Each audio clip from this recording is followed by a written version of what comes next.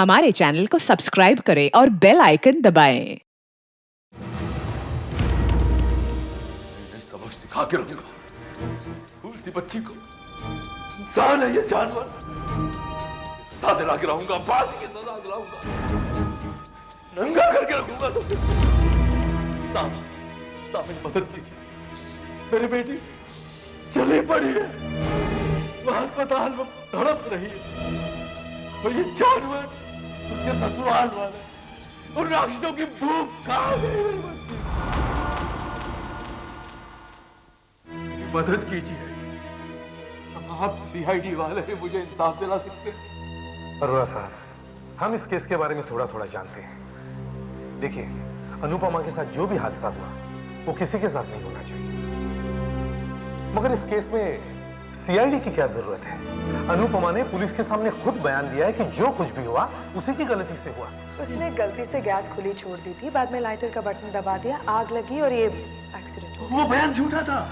मगर उसने वो बयान पुलिस ऑफिसर और डॉक्टर्स के सामने दिया है। दिया होगा, लेकिन अभी थोड़ी देर पहले मेरी बेटी ने मुझे खुद बताया है कि उसके पति और ससुराल वालों ने उसे बांधा, वो गैस ऑन कर दी, खिड़की के दरवाजे बंद कर दिया और उसे जला दिया। देखिए, वर्मा फैमिली की सोसाइटी में बहुत इज्जत है। अनुपमा ने भी अपने बयान में उनके खिलाफ कुछ नहीं कहा है, इसीलिए कोई भी इल्जाम लगाने से पहले आप सोच लीजिए। मेरी बेटी दर्द से तड़प रही, उसने जो मुझे बताया उसकी कोई कीमत नहीं है, क्या सच की कोई विसात ही नहीं है यहाँ? ऐसी बात नहीं है अरोड़ा साहब। जब आपकी बेटी ने अपना पहला बयान दिया तब आप कहाँ थे? दिल्ली में। अजीत ने, अनु के पति ने मुझे कल रात फोन किया था, तो मैं कल रात की आखिरी फ्लाइट लेकर यहां आ गया और सीधा अस्पताल पहुंचा अपनी अनुपमा के पास। नाजुक सी गुड़िया चली पड़ी थी, आग की लपटों में झुलसी हुई, जिंदगी और मौत के बीच भयंकर दर्द से करा रही थी। उसकी आंख के आंसू सूख चुके थे इसी साथ। उसके चारों तरफ गिद्ध बैठे हुए, जीकर उसके माँ बाप बेटी की मौत का इंतजार कर रहे हैं। मैं आपसे कह रहा हूं इसी के साथ, मेरी बेटी को अजीत और उसके माँ बाप ने चलाया है। हे भगवान, ये तूने क्या कर दिया? पता नहीं किसकी नजर लग गई हमारे सुखी परिवार को। मेरी फूल जैसी पत्नी का क्या हाल हो गया? मुझे जला देता। आइए देखिए, देखिए अपनी आंखों से उसकी क्या हाल है। अपने कानों से सुनिए, आपको लगता है मैं बौखला गया हूँ? आइए सुनिए अपने आप क्या कहती हूँ। समीर को देखिए, रो रहे हैं यहाँ पर ये।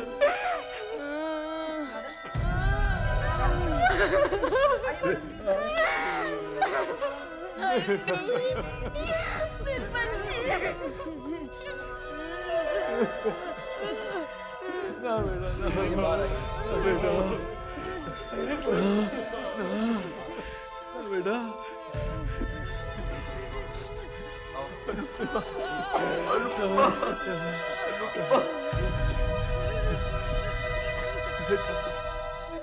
देखिए क्या हाल कर दिया मेरी बेटी का।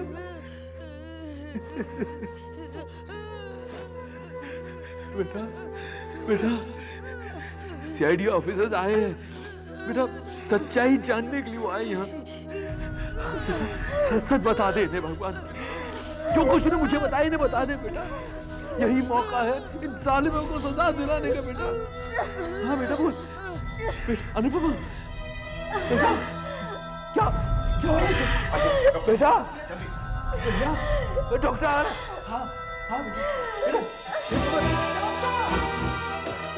डॉक्टर। अनु बेटा तू बहुत हिम्मत वाली है बेटा, बेटा थोड़ी हिम्मत आ बेटा। डॉक्टर देख मेरी बच्ची को बहुत बचा लीजिए डॉक्टर, प्लीज बच्ची को बचाने को प्लीज आप उसका बात please please please. Nurse injection करो। सर मुझे क्या कर दिया? देखिए प्लीज मुझे अपना काम करने दीजिए, प्लीज आप बाहर आइए, प्लीज।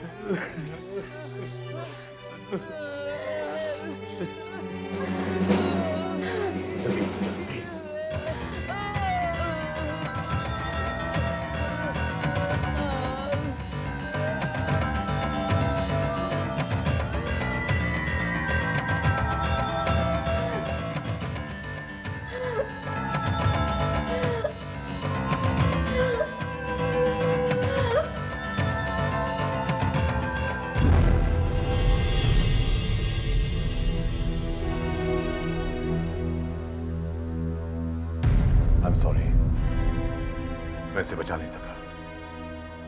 वैसे भी बचने की उम्मीद बहुत कम थी। मैं बॉडी पोस्टमार्टम के लिए भिजवा देता हूँ। मुझे आपसे कुछ बातें पूछनी है। आप मेरे ऑफिस में आ जाइएगा बाद में।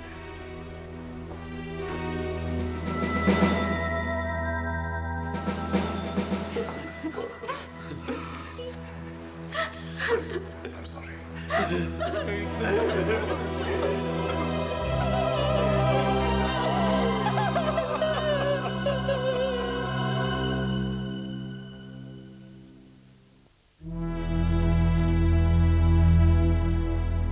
अनुपमा को आपने खुद एडमिट किया था?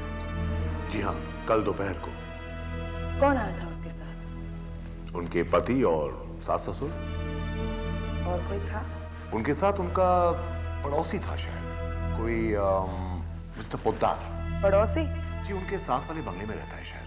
आपने जब अनुपमा को एडमिट किया था तब कितने बजे थे? यही कोई 3:30-4 बजे होंगे।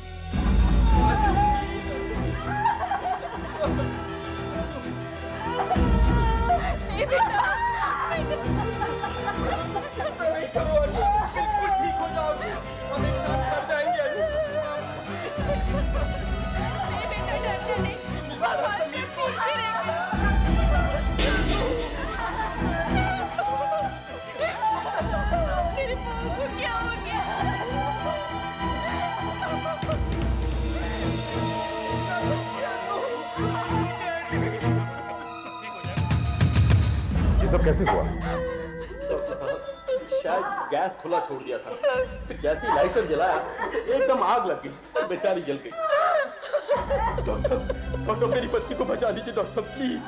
कितना भी पैसा खर्च हो, आप खर्चे की बिल्कुल परवाह नहीं कीजिए, मेरी पत्नी को बचा लीजिए प्लीज डॉक्टर साहब। हम पूरी कोशिश करेंगे, लेकिन देखिए आप सब हमें अपना काम करने दें, प्लीज। आप बाहर जाइए प्लीज। डॉक्टर साहब प्लीज मुझे यही रहने दीजिए डॉक्टर साहब, मैं आपके पास ही रहना चाहता हूँ डॉक्टर साहब, प्लीज। आप प्लीज बाहर चलिए, प्लीज प्लीज चलिए, प्लीज चलिए।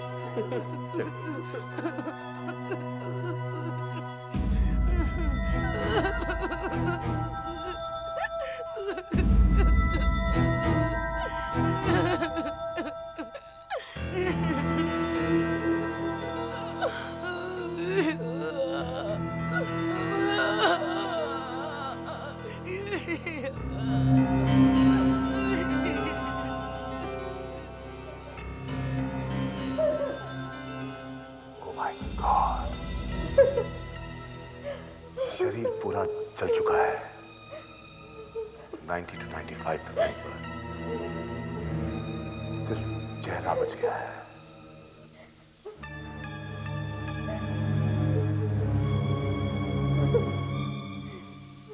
कॉटन की साड़ी के जले हुए टुकड़े शरीर पर चिपके हुए हैं।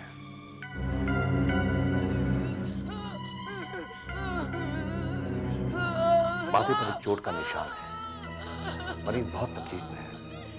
सिस्टर, आईवी सलाइन शुरू करो।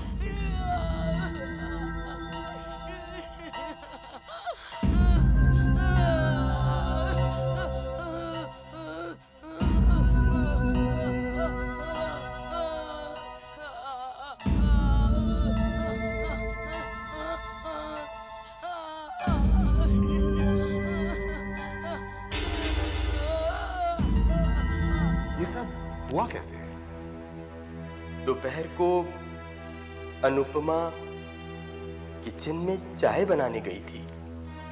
घर में और कौन कौन थे? मम्मी और डैडी। और आप?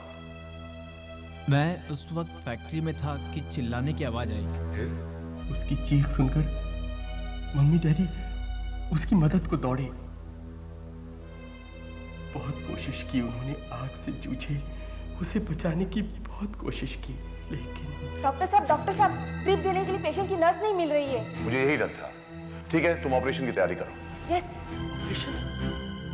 ऐसी हालत में पेशेंट का ऑपरेशन? घबराइए मत अजीत साहब, मामूली सा ऑपरेशन है। बस एक हल्का सा काटना है मुझे, एक नस तक पहुंचने के लिए। इसी नस के जरिए हम उसे दवाई की बोतलें चढ़ाएंगे।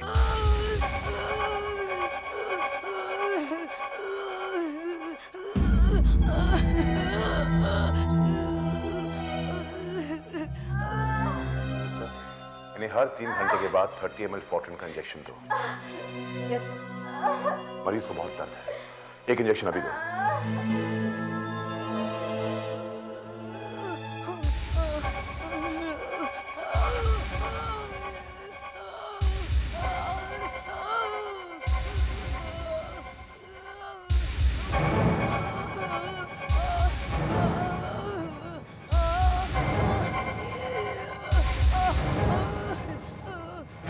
अभी तक अरोरा साहब के इल्जामों को साबित करने का एक भी सबूत हमें नहीं मिला है।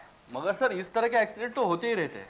अगर कोई नींद से उठ के सीधे किचन में जाके गैस जलाए तो वो शायद गैस को खुला भी छोड़ सकता है। क्या तुमने कभी गैस को खुला छोड़ा है? ऐसी बात नहीं है, मेरा मतलब ये है सर, अगर दूध उबल के छलक जाए तो गैस का चूल्हा बुझ जाता है और हमें पता तक नहीं चलता और गैस लीक होती रहती है। ऐसे में एक्सीडेंट होना स्वाभाविक है सर। हाँ, मगर अब अनुपमा के साथ एक्सीडेंट हुआ है या उसके पिता का इल्जाम सच है?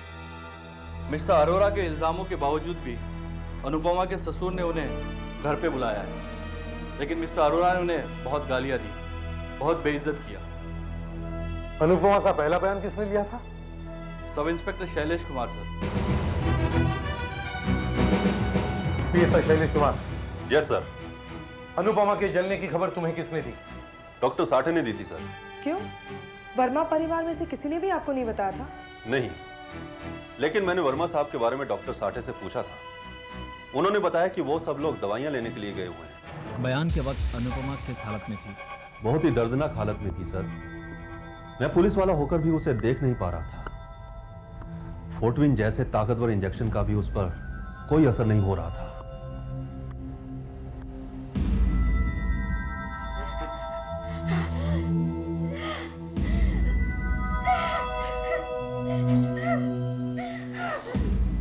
अनुपमा, क्या आप बताएंगे कि यह कैसे हुआ सब? हाँ मेरी बच्ची, इन्हें सब कुछ बता दो। डरो नहीं बेटा, हम सब तुम्हारे पास खड़े हैं। देखो देखो, अजीत भी तुम्हारे पास खड़ा है। अनु, जब तक मैं तुम्हारे साथ हूँ तुम्हें कुछ नहीं होगा। मैं बचा लूंगा तुम्हें। हाँ अनु।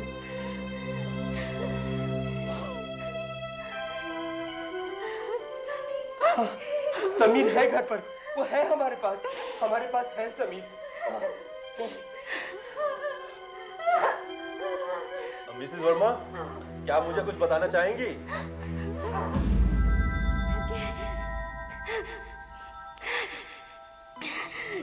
दोपहर के तो बचे थे।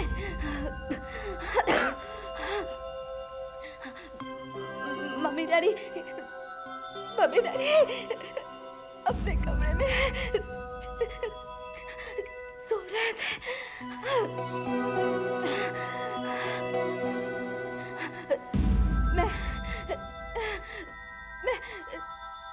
मैं किचन में गई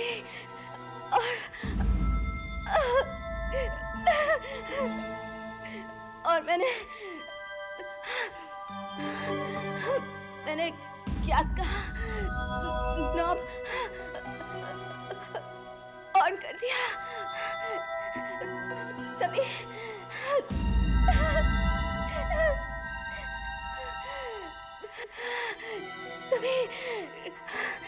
टेलीफोन की घंटी बजी। मैं लाइटर लेकर टेलीफोन उठाने भागी ताकि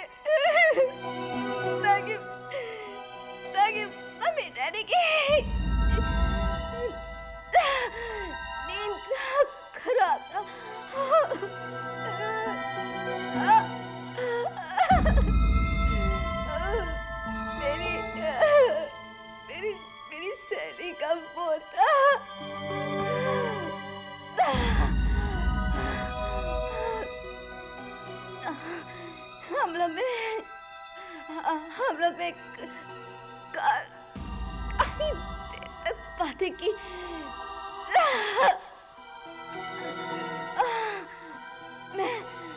मैं किचन में गई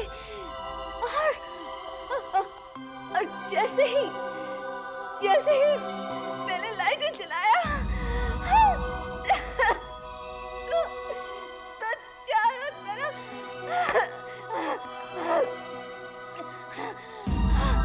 आग ही आग थी।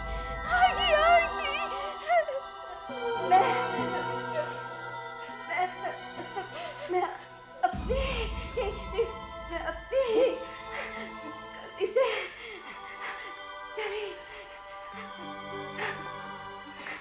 इसमें किसी का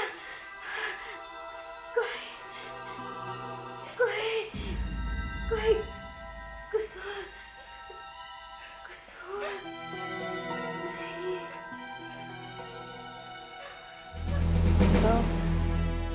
अनुपमा का बयान बिल्कुल शीशे की तरह साफ है।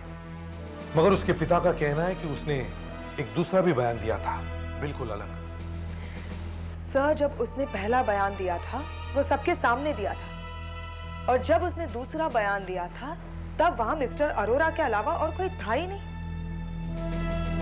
सर, मैं ये पता लगाने की कोशिश कर रही हूँ कि वर्मा और अरोरा में कोई जाती दुश्मनी तो नहीं थी। क्या तुम ये कहना चाहती हो कि अरोरा वर्मा को फंसाने की कोशिश कर रहा है? नहीं सर, मैं तो सिर्फ ये सोच रही हूँ कि शायद ऐसा हो सकता है। मिस्टर अरोरा, हमें अफसोस है कि हम वर्मा के खिलाफ एक भी सबूत जुटा नहीं पाए हैं। सच तो यह है कि आपकी बेटी पुलिस के सामने एक बयान दे भी चुकी है, और वो भी तब जब उसका आखिरी समय आ गया था। कहते हैं कि मरते वक्त कोई झूठ नहीं बोलता। सर, क्या उसे मालूम था क्या वो बयान देने के बाद मर जाएगी? क्या? एक मिनट, क्या कहा आपने? हाँ, क्या कहा आपने? हाँ, क्या उसे मालूम था कि वो मरने वाली है? तो बेचारी सोचती होगी कि वो ठीक हो जाएगी, अपने बेटे के पास जाएगी।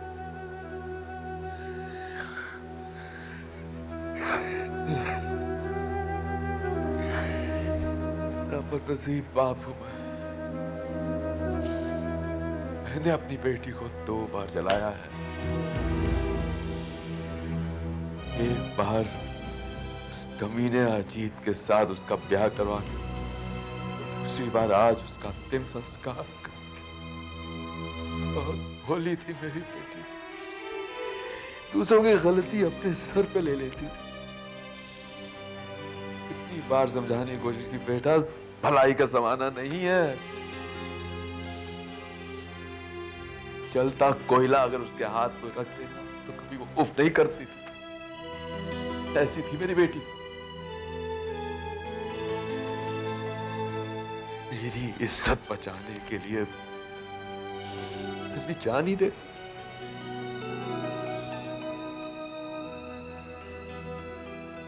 आप भी एक औरत हैं, आप शायद मेरा दर्द समझ सकते हैं। आपकी बहन के साथ अगर ऐसा कुछ होता तो क्या इसी तरह चुप बैठी रहती? मिस्टर अरोरा, मैं आपके दुख और जज्बात को समझती हूँ, लेकिन आप ये भी जानते हैं कि कानून की नजर में जज्बात की कोई अहमियत नहीं होती। कानून सबूत मांगता है, जज्बात को नहीं। और कानून आपसे ये भी पूछेगा कि आपकी बेटी ने अपने पहले बयान में झूठ क्यों बोला।